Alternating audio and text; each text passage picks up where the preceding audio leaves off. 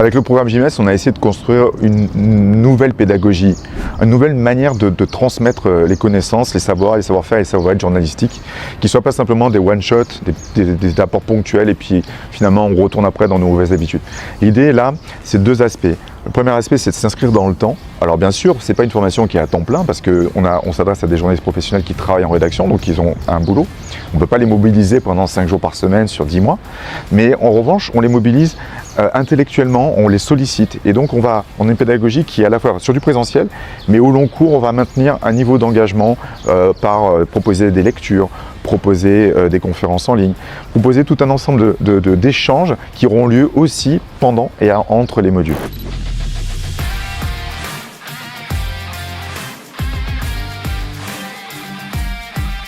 Aujourd'hui, c'est important parce qu'on sait très bien que dans le monde dans lequel on vit, il y a beaucoup d'enjeux. Est-ce qu'on peut être un bon journaliste aujourd'hui? Quelles sont les règles pour être un bon journaliste aujourd'hui? Comment gagner la confiance du public quand on est journaliste aujourd'hui? Parce qu'on voit qu'il y a plein de désinformations, plein d'histoires, plein de propagande. Et je trouve que ce qui est intéressant dans notre métier, c'est surtout prendre des temps comme ça dans nos cursus pour rencontrer des confrères du même pays ou de pays étrangers pour discuter et faire le point sur les bonnes règles à suivre pour notre métier. Comment on peut être un bon journaliste, comment on peut être performant à l'heure de l'intelligence artificielle. Alors jusqu'à maintenant, on a pu découvrir les merveilles de l'intelligence artificielle. On a pu découvrir comment l'intelligence artificielle peut être une alliée pour le journaliste qui peut produire des contenus en temps rapide mais aussi de qualité. Pour JMS pour le moment a été assez intéressant.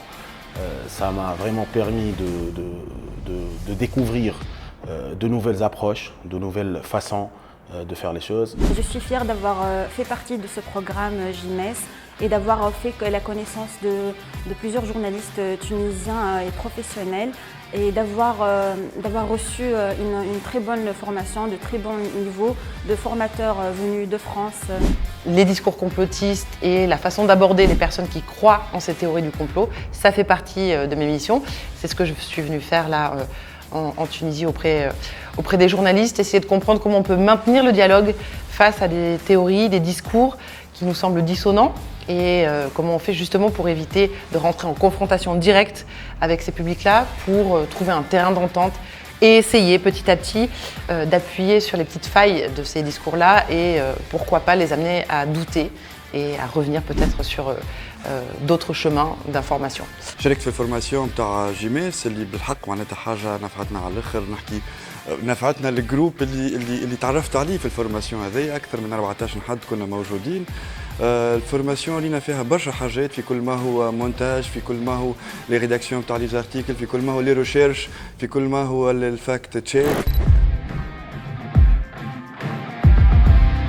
J'interviens sur le dernier module de cette formation. Ça consiste à travailler en profondeur l'interview, et notamment l'interview audiovisuelle en radio ou en télévision. Les participants à ce module, on travaille la conception des questions, leur rythme, la façon, l'écoute, l'attention qu'on accorde à son interlocuteur pour arriver à tirer le meilleur bénéfice de sa présence sur le plateau, lui poser les meilleures questions et obtenir les réponses les plus pertinentes.